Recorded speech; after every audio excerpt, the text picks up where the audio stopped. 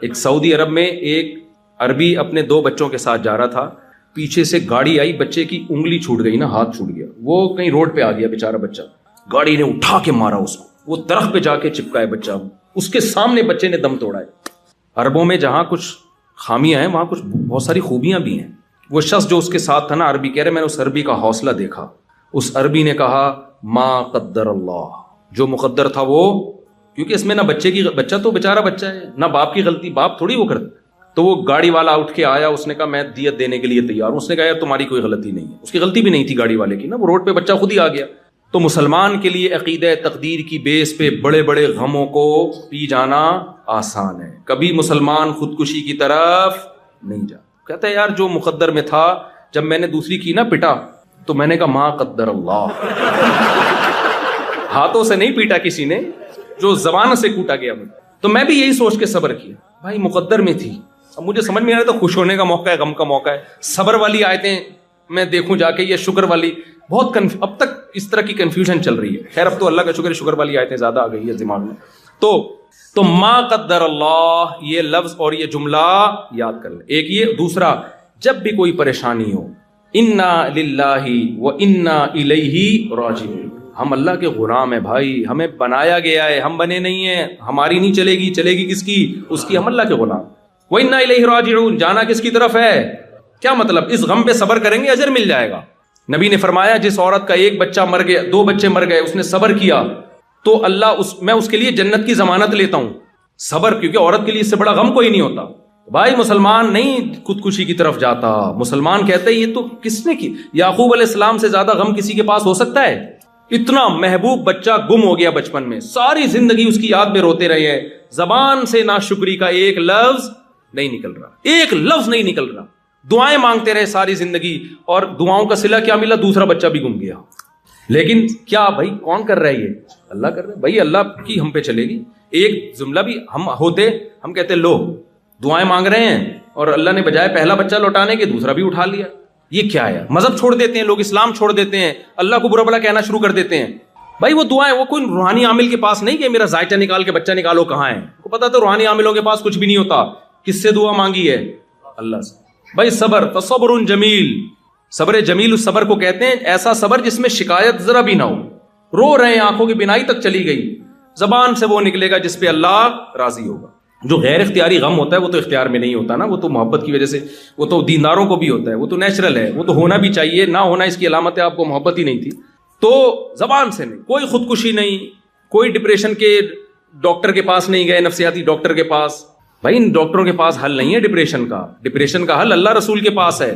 تو آپ نے عقیدہ تقدیر پہ بولو مضبوط ہونا ہے، اس سے آپ کو اسٹریس سے نجات ملے گی، ڈپریشن سے نجات ملے گی۔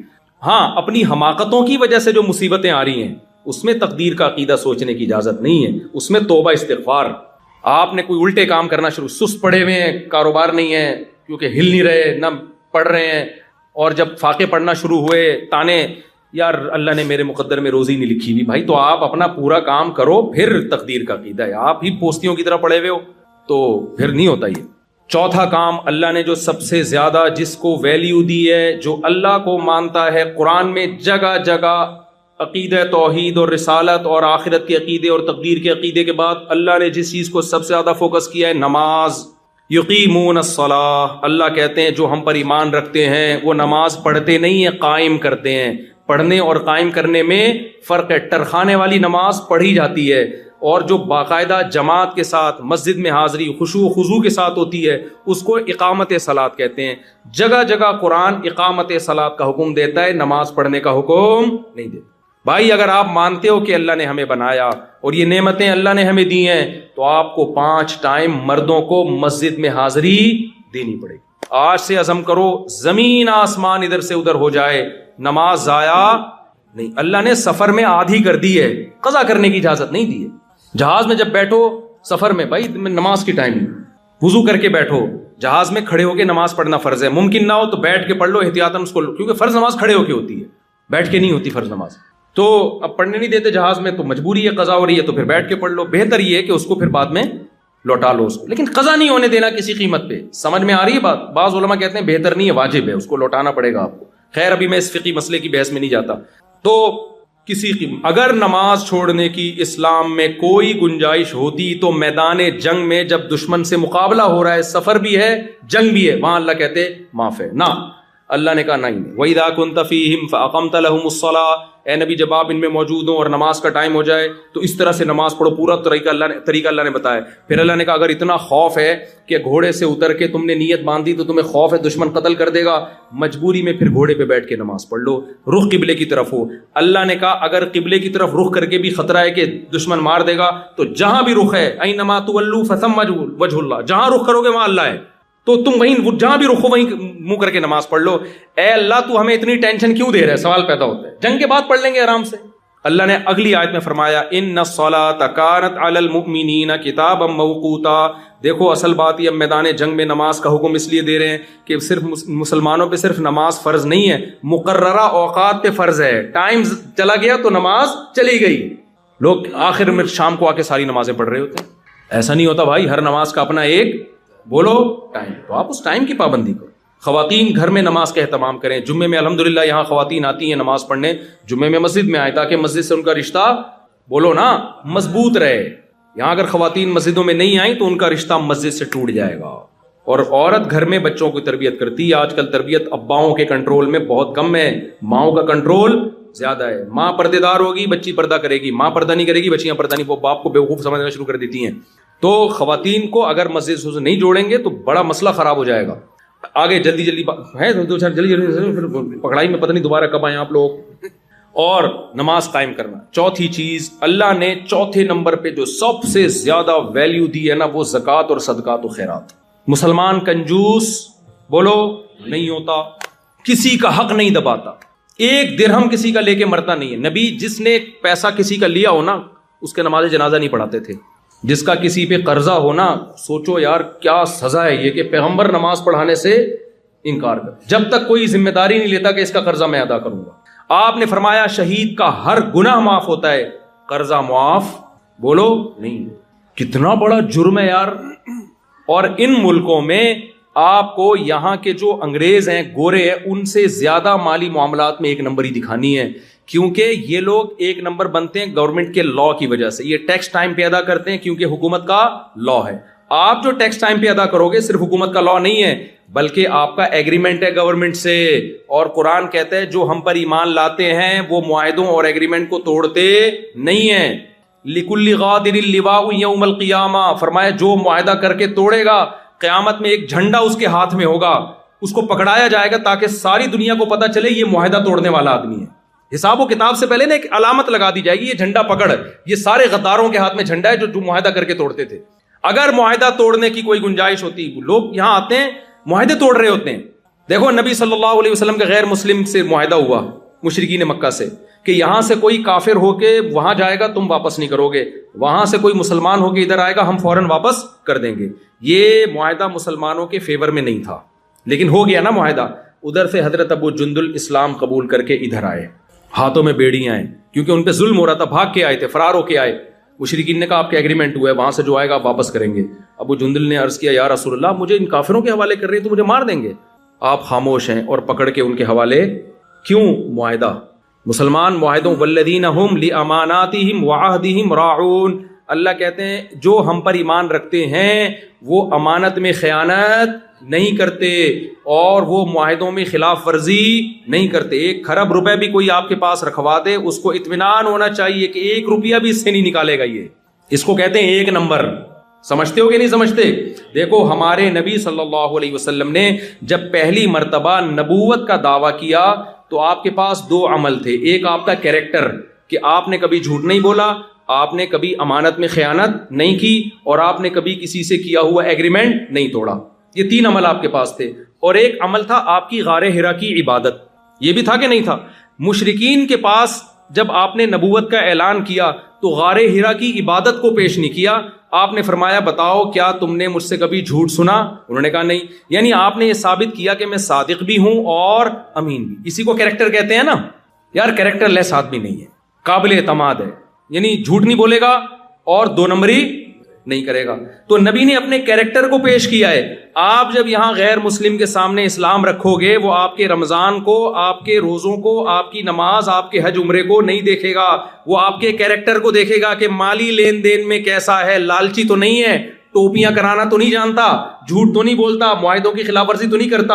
اگر اس میں آپ ایک نمبر ہوگے تو پھر آپ کی وہ حج اور نماز والی دعوت کو سنے گا. اس میں اگر آپ ایک نمبر نہیں ہیں تو پھر وہ آپ کی دعوت سننے کے لیے تیار نہیں ہوگا. کھوپڑی شریف میں بات آ رہی ہے کہ نہیں آ رہی ہے؟ قرآن نے عیسائیوں کی تعریف کی، یہودیوں کی بھی، کچھ یہودیوں عیسائیوں کی قرآن نے تعریف کی ہے. کیسے تعریف کی؟ وہاں بھی اللہ نے ان کے کریکٹر کی مثال دی ہے.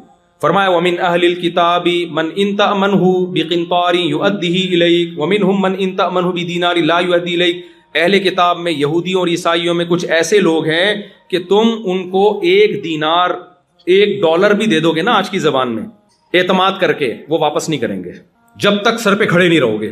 ایسے برے لوگ بھی ہیں. اللہ نے کہا ان یہود و نصارہ میں ایسے اچھے لوگ بھی ہیں، سونے کا پہاڑ بھی رکھوا دو گے وہ پورا پورا لوٹا دے گا جب مانگو گے. تو اللہ نے بھی کیریکٹر کو بنیاد بنایا ہے، اچھائی اور برائی. اور بھی چیزیں ہیں لیکن اس کی بڑی ویلیو ہے اسلام میں. آج ہمارے یہاں نماز روزے کو تو، حج کو تو فوکس کیا جاتا ہے، کیریکٹر کو فوکس نہیں کیا. بلکہ جتنا بڑا 2 نمبر ہو، شوب سے بتاتا ہے میں نے فلاں کو ٹوپی کرائی. ہمارے ایک دوست چائنا گئے، ہول سیل پہ نا چیزیں بکتی ہیں چائنا میں، ماشاءاللہ ان کی داڑھی بھی، اور بڑے نیک آدمی. چائنا جا کے کیا کر رہے ہیں وہ؟ مجھے ان کے پارٹنر نے بتایا کہ بھائی یار یہ تو ٹوپیوں کے علاوہ یہ تو پورا ٹوپیوں کا بزنس کر رہے ہیں وہاں پہ. میں نے کہا کیا بزنس؟ انہوں نے کہا بھائی یہ کیا کرتے ہیں، ہول سیل پہ نا، جیسے مارکیٹ ہے، ہول سیل پہ یہ چیز اس نے بتایا کہ یعنی میں آپ سے خریدوں گا ہول سیل پہ تو فی الحال آپ ایک دے دیں ٹیسٹ کرنے کے لیے، تو ہول سیل ریٹ پہ ایک چیز لے لی، وہاں سے ہول سیل پہ ایک چیز، یہاں سے سب کو ٹوپیاں کرا کے ہول سیل ریٹ پر اتنا بڑا کنٹینر تیار کر لیا انہوں نے. بھائی آپ سب سے جھوٹ بول رہے، وہ اس بیس پہ دے رہا ہے کہ شاید کل مجھ سے خریدے گا تو مجھ سے خریدے گا، اور آپ 100 آدمیوں کو یہی ٹوپیاں کرا رہے ہو. تو کل آپ اس کو نماز روزے کی دعوت دو گے تو وہ کیا کہے گا، یار تو اپنی حرکتیں تو دیکھو، تم ہمیں سے جھوٹ بول رہے ہو. تو ٹوپیوں کا بزنس، اب اس کا ترجمہ پتہ نہیں مفتی خالد صاحب کیا کریں گے. یہ ان کی آزمائش، کہیں گے مجھے بڑی آزمائش میں ڈال دیا. تو بھائی مسلمان کیریکٹر کا 1 نمبر ہوتا ہے، 2 نمبر نہیں. آپ نے یہاں گورنمنٹ سے جو معاہدے کیے ہیں آپ کو ان معاہدوں کو پورا کرنا پڑے گا. آپ کو اگر کوئی یہاں آفیسر رشوت لے کے بھی اللیگل کام کروا رہا ہے آپ سے، آپ اس کو بولو بھائی میں تجھے رشوت دے کے یہ غیر قانونی کام کر لوں گا، یہاں کی گورنمنٹ مجھے چھوڑ دے گی کیونکہ آفیسر کی پرمیشن سے کر رہا ہوں. ادھر کی جو آخرت والی گورنمنٹ ہے، جو اللہ ہے، وہ مجھے نہیں چھوڑے. اس لیے کائنڈلی یہ میرے مذہب کا حصہ ہے، میں کسی کے ساتھ ظلم اور ناجائز بولو نہیں. سمجھ میں آ رہی ہے بات؟ اس لیے آپ ٹائم پہ ٹیکس دے دیا کرو. آپ کا امیج گورنمنٹ کی نظر میں اچھا جائے گا کہ انڈیا، بنگلہ دیش اور پاکستان سے جو مسلمان آتے ہیں انہوں نے ہم سے معاہدہ کیا تھا جب انہوں نے نیشنلٹی کے لیے یا رہنے کے لیے اپلائی کیا تھا، تو اس میں ان سے کچھ فارم پہ سائن لیے گئے تھے فری پھوکٹ میں. یہاں داخلہ یہ کسی کو اس بیس پہ یہاں انہوں نے گھسنے دیا کہ آپ کی جو آسٹریلیا کا وزیر اعظم ہے آپ کے خالو ہیں، وہ جی میرے خالو ہیں، اس لیے میں یہاں اس سلسلے میں آنا چاہتا ہوں. صحیح ہے نا؟ اب آپ جب گھر میں بیگم کے پاس جاؤ نا تو آپ بولو میں اس سلسلے میں بیگم آپ سے ملاقات کے لیے حاضر ہوں کہ آپ میری وائف ہیں، ورنہ تو ٹائم دیتے نہیں نا آج کل لوگ بیویوں کو. تو آپ نے یہاں، کیونکہ ان کے لیے بہت بڑا مسئلہ ہے. میں یورپ میں گیا نا، وہاں پتا چلا کہ ٹیکس چوری کرنے میں الحمدللہ بہت بڑا ریکارڈ ہے. کس کا ہے یہ میں نہیں بتاؤں گا، پھر لوگ مجھے پاکستان میں تنگ کرتے ہیں کہ آپ ایسی باتیں کرتے ہو ہمارے خلاف. ٹیکس چوری کرنے میں، اور میرے بھائی وہاں اور یہاں میں کم از کم اتنا فرق تو ہے کہ یہاں آپ سے اگر ٹیکس لے رہے ہیں تو آپ کو وہ فائدے بھی تو دے رہے ہیں نا. یہ کیا بات ہے یار، فائدہ لیتے ہوئے آپ بھرپور طریقے سے فائدہ اٹھاتے ہو اور دینے کی باری آتی ہے تو ڈنڈی مارتے ہو. ہانگ کانگ میں نے ایسے مسلمز دیکھے ہیں جو کیا کر رہے ہیں، اپنے آپ کو بے روزگار شو کر کے فری پھوکٹ کے پیڑے کھا رہے ہیں گورنمنٹ سے لے کے. یہاں بھی ایسے ہوں گے ماشاءاللہ، شاید بیان میں بھی ہوں، اللہ معاف فرمائے. اب توبہ کر لو بھائی. $3,000 آسٹریلین گورنمنٹ دے رہی تھی بے روزگاروں کو. چھپڑ میں کاروبار چل رہا ہے، مزدوری چل رہی ہے، کام چل رہا ہے، اور ادھر سے کیا لے رہے ہیں، بے روزگاری کا الاؤنس لے رہے ہیں. کس قدر بے شرمی کی بات ہے. ایک حکومت تم پر احسان کر رہی ہے، احسان فراموشی کا تقاضا یہ ہے کہ تم چھپڑ میں وہاں سے کما بھی رہے ہو اور ادھر سے، یہ تو حرام خوری ہو گئی نا. اس سے بڑی بھیک کوئی ہو سکتی ہے؟ ہمارے نبی نے بغیر دھوکے کے بھیک مانگنے سے منع کیا ہے. ایک صحابی نبی کے پاس آئے, کچھ نہیں ہے, آپ نے فرمایا جاؤ گھر میں جو کچھ ہے لاؤ, بیچا, اس کو کلاڑی دی, ان صحابی نے لکڑیاں کاٹ کے لا کے بیچ کے بزنس شروع کیا. آپ نے فرمایا لوگوں کے سامنے ہاتھ پھیلانے سے بہتر ہے کیا کرو, کاروبار کرو. جب لوگوں کے سامنے ہاتھ پھیلانا, حالانکہ وہ دھوکہ دے کے نہیں پھیلا رہے تھے, واقعی غریب تھے وہ, آپ دھوکہ دے کے گورنمنٹ کے سامنے ہاتھ پھیلاؤ, یہ زیادہ برا ہے یا نہیں ہے؟ اور اس سے اسلام بدنام ہو رہا ہے, آپ کا کنٹری بدنام ہو رہا ہے, آپ کا ملک کا امیج. ہم حکمرانوں کو گالیاں دیتے ہیں یار ہمارا امیج خراب کر کے رکھا ہوا ہے, تو عوام نے کون سا اپنا امیج پاکستان کا بحال کر کے رکھا ہوا ہے؟ حکمرانوں نے اگر ہمارا امیج دنیا میں خراب کیا ہے تو عوام نے بھی اپنی حرکتوں سے خراب کیا ہے. یہ لوگ آپ کی نماز روزے کو نہیں دیکھیں گے, یا آپ کے حج اور رمضان کی تراویح کو نہیں دیکھیں گے, یہ دیکھیں گے یہ لوگ ٹیکس ٹائم پہ جمع کراتے ہیں کہ نہیں کراتے, لا کو فالو کرتے ہیں کہ نہیں کرتے. اگر آپ کا امیج ان کے سامنے یہ چلا گیا کہ یار یہ لوگ ہمارے لیے خطرہ نہیں ہے, ملک کے امن و امان میں اور کرمنل ایکٹیویٹیز میں مبتلا نہیں ہے, تو یہ آپ کو اور زیادہ سہولتیں دیں گے. اور اگر آپ نے ان کے اگینسٹ چلنا شروع کر دیا, جائز کاموں میں بھی ان کی مخالفت کرنا شروع کر دی, تو بھائی صرف آپ بدنام نہیں ہوگے, آپ لوگوں کو اللہ کے راستے اور اسلام سے روکنے کا سبب اور ذریعہ بن جاؤ. تو اس لیے معاہدوں کی خلاف ورزی بولو مت کرو. آخری بات, بس سچی مچی کی آخری وہ یہ ہے کہ اسلام نے آپ کو نماز کا حکم دیا, خرچ کرنے کا حکم دیا, آپ نے لوگوں پہ بھی خرچ کرنا ہے, مسجد میں بھی خرچ کرنا ہے, دینی مدرسوں پہ بھی, غیر مسلموں پہ بھی خرچ کرنا ہے. آپ کو کوئی ضرورت مند, کل مجھے کسی نے بتایا, عالم ہے وہ, علماء عالم تو نہیں, علماء کے ساتھ بیٹھتے ہیں, ایک گورے کو ضرورت تھی, کہتے ہیں میں نے اتنا خرچ کیا اس کے اوپر, وہ بڑا حیران ہو رہا تھا. ہر ایک پہ خرچ کرو, انسان پہ خرچ کرو, آپ مسلمان کنجوس نہیں ہوتا.